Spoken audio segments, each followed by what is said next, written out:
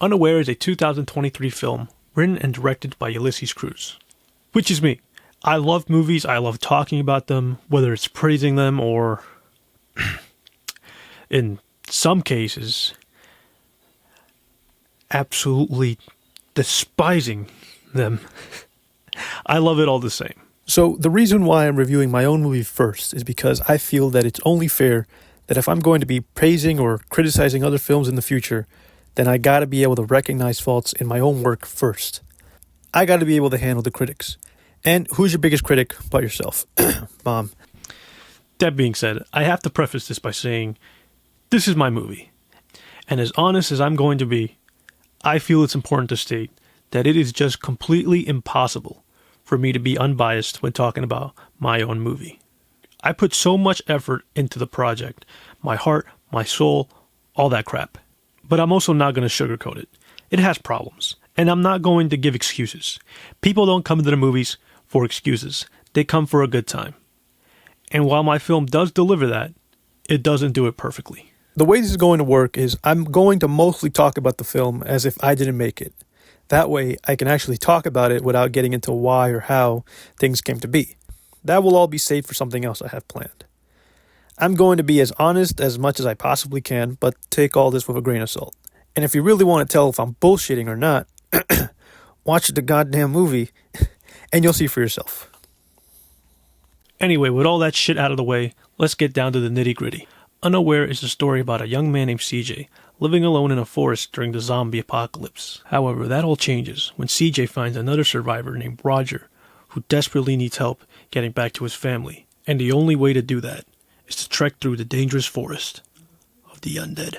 What follows is an hour and a half of cheap-looking special effects, questionable makeup, and overall, a good movie held back by the lack of experience from the film's director and the low budget. And aside from those aspects, everything else is on point with a capital P. The direction is solid. There are some fantastic looking shots, whether it's a long take with multiple camera movements, and for the more subtle moments, the camera restrains itself.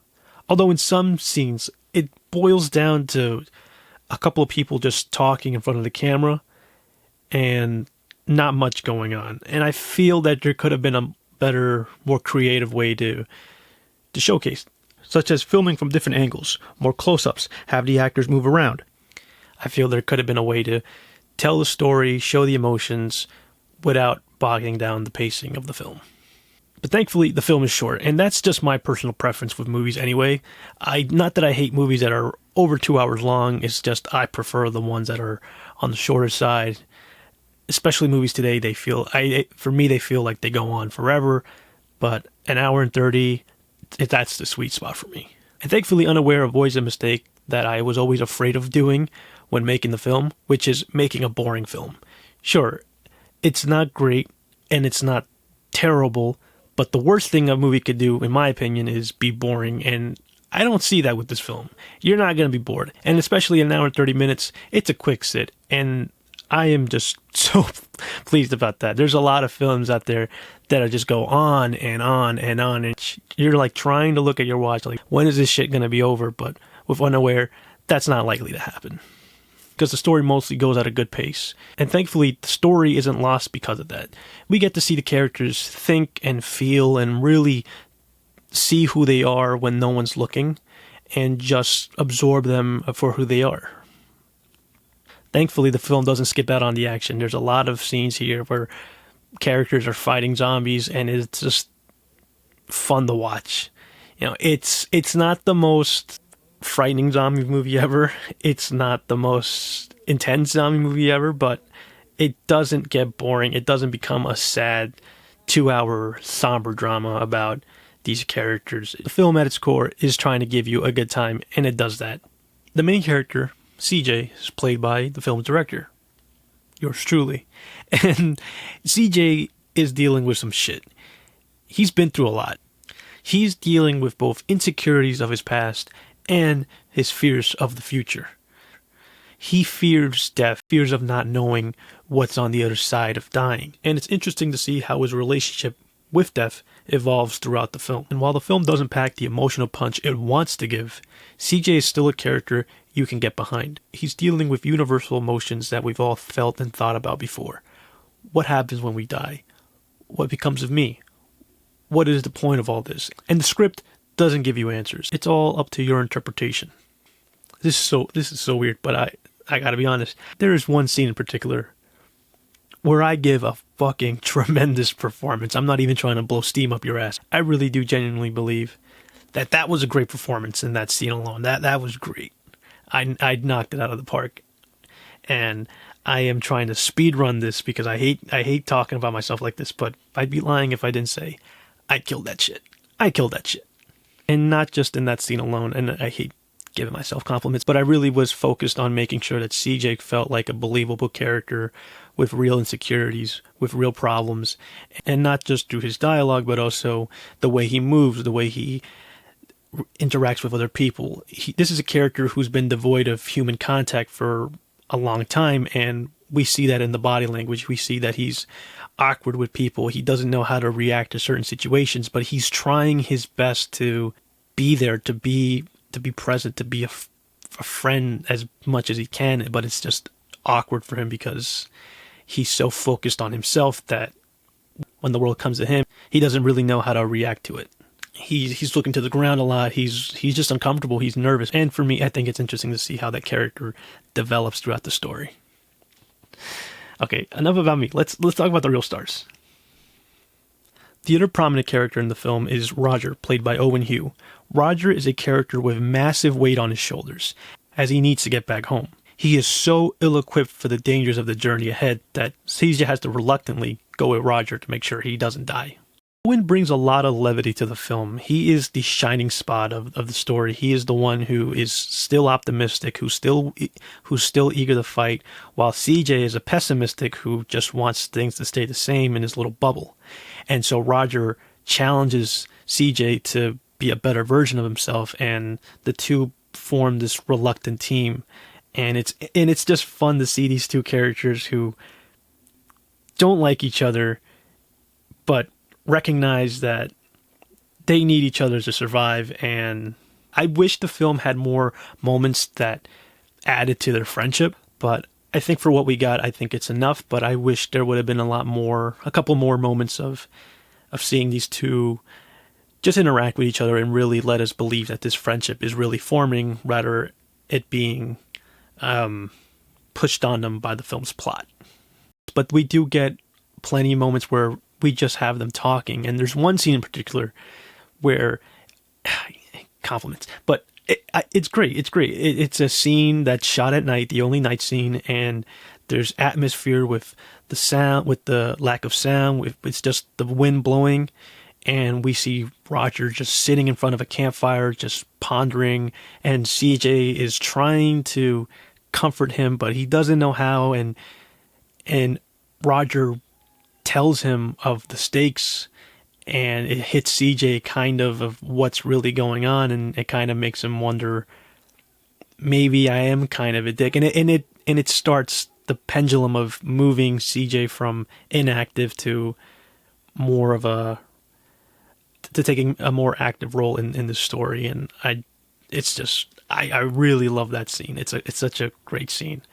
And it really showcases Owen's acting abilities. I mean, he is someone who you can just tell that he is just angry. He is just saddened, but he is ready to go. He is willing to fight. And Owen was just great. And on top of that, Owen was so instrumental for the fighting scenes. He's also an action choreographer, and he just nailed it. He just knocked it out of the park. He helped make sure that these scenes went from being goofy fight scenes to being something of actual professional quality, and it's just incredible. We have blocking that make the hits seem real. We have camera movements that aren't just looking from the sidelines, but we're actually getting in on the action in the middle without losing clarity. And without Owen, that would not have been possible. It probably would have been a lot more jankier, a lot less engaging. And I can't thank him enough. That was incredible. He was just an absolute blast to work with. His work really shines on the film. It's a joy to watch. The main characters, CJ and Roger, aren't portrayed to be superheroes. They're real people with real insecurities trying to navigate a dangerous world. But the film isn't just dealing with dark stuff. The film also implements humor into the story, which for the most part land, but there's a couple moments where the jokes kind of mess with the film's overall tone. One moment, the film straight up becomes a different movie. It becomes a comedy with one character who is displaying just how unprepared for this journey. It's not enough to just say he's unprepared. We're actually showing why he's over his head here. It's played up for laughs, and it's very funny, but it might seem jarring to the audience, but I found it funny, and by the time it's over, we're back to the story, and I don't think it hurts the film, but I can see people kind of tilting their head at it. And there's another moment. The film knows it's low budget. The film knows it's dealing with a lot of obstacles, and it knows it's not Hollywood, so at certain moments it plays it up. And I'm not going to reveal what it is, go watch it, but there's a cheap gag that's used. And while funny in the moment, I think it takes you out of the experience, and I think it doesn't work. It's funny, sure, but I think it hurts the film more than it adds to it. A cheap gag is still a cheap gag. But it does add a certain level of enjoyment to the film, but when your audience is already barely suspending their disbelief, I feel like it's the better call to play it straight. I think the better call would be or move that moment to a less serious scene. For the most part, the film plays it straight, but the problem comes from the lack of experience from the director, i.e. me. I was way over my head. I thought this film would be a lot easier to film. I knew it was going to be hard, but I thought it would be a fun challenge. No, it got depressingly miserable on set for me. I kept it to myself as much as I can, but it was fucking miserable. And I let that affect me. And a more experienced director would have been like I am now. I would have just pushed through it and just worked through it. But but the stress of making the film and the weight of it really got to me. And sometimes I just couldn't navigate through it. And that's on me. That's definitely on me. And of course, the lack of budget. You don't need money to make a great film, but this story was just way too big for this low production, and it shows. Throughout the entire film, moments of horror and drama are undercut by the silliness of the production values, which are barely existent. They come off as silly. And for a film trying to tackle such ideas as the fear of dying and being uncertain of death, it definitely hurts the story. But thankfully, the film tells its story cohesively. You're not going to get lost. The film remains simple enough where you understand the characters and their motivations and what they want and what they're feeling. And thankfully, the film ends on a high note. This is a zombie film that knows you've seen other zombie movies before. So it's not focused on how or why the zombies came to be. Its real focus is on its characters. But unfortunately, when it's time to be a zombie film, again, it's undercut with the silly, cheap makeup and a lack of tension and suspense when it comes to being scary. I'll be honest, I thought I knew how to build suspense and tension, but I clearly didn't. So when it comes to being a scary movie, a horror movie, it falls flat. Damn, dog. I ain't holding back. Son. While the zombies may not have the best makeup, which was done by me, they certainly make up for it in their performances. These actors are giving it their all. They're embracing these roles, moving creep. Every zombie here moves distinctly. One might be a runner, one might be a crawler, one might be slow, and some are even methodical. They're thinking, they're using tools. They give their characters their own way of navigating the world. They're screaming, they're pushing, they're running, they are intimidating. If these guys were chasing me in real life, I'd be scared shitless. The zombies and Owen, their performances are what make the film work, and they are worth the price of admission if the film had one. But nevertheless, they are just the best of the best, and they are the highlight of the film. And I personally want to shout out the entire cast and crew, which there was no crew. The cast was the crew. and they all filled their roles whenever need be because that's how tight we were on budget. But I just want to shout them out because they did a phenomenal job with the limitations, and I cannot praise them enough. They are just absolutely awesome, and it was an absolute joy and privilege to work with them. Despite the limitations, the film is competent in what it wants to do. It isn't a jumbled mess. It isn't boring. It isn't forgettable. It is, at the basic level, a film you can enjoy, have fun with, and then at least think about. Despite the limitations, the film still delivers a cohesive story from beginning, middle, and end, with simple enough characters that you can root for, and the way I see it, you can enjoy the film in two ways. One way to enjoy is to unintentionally enjoy it, is to laugh at the absurdity of the low production values in a so bad it's good kind of way. Definitely was not my intention. I'm not enthusiastic about it, but I'm realistic, and that's one way you can enjoy it. Definitely not what I wanted, but it's something. But the other way the film can be enjoyed, and the way it was intended, is to see it as a character study. This is a character-driven story about a universal aspect of life we've all thought about: death. And the film follows CJ as he tries to navigate his fears of death while the dead have taken over our world.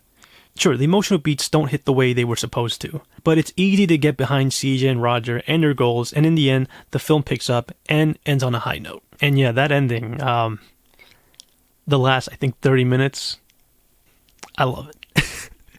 I love it. What can I say? I love endings, and we deliver. Okay, so now we're going to do worst part, best part.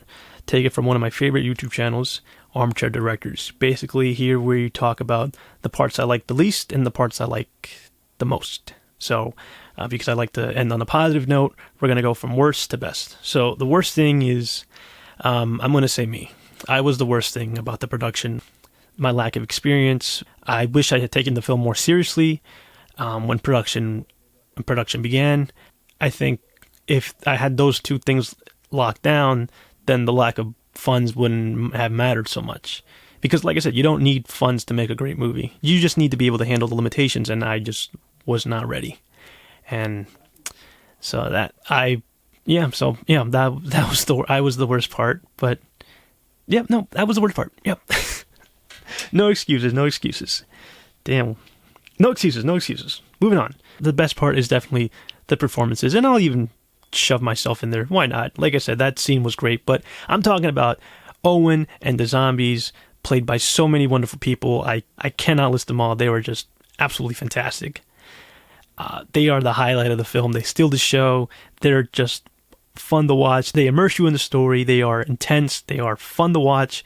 They're exciting, and it's just a blast to watch them on screen. It's just, I could not have done it without them. I'm so thankful for every one of them.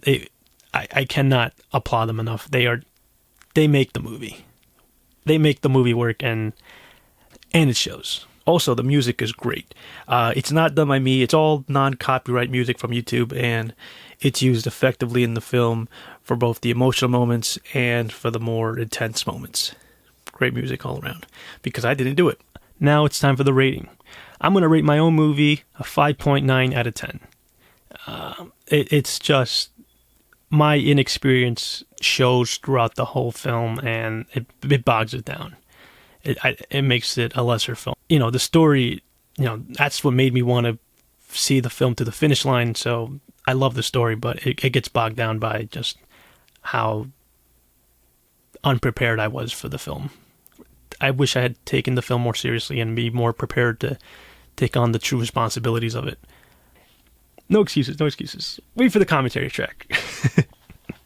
So yeah, 5.9 decapitated zombie heads out of 10. I can live with that. It's decent. It's decent.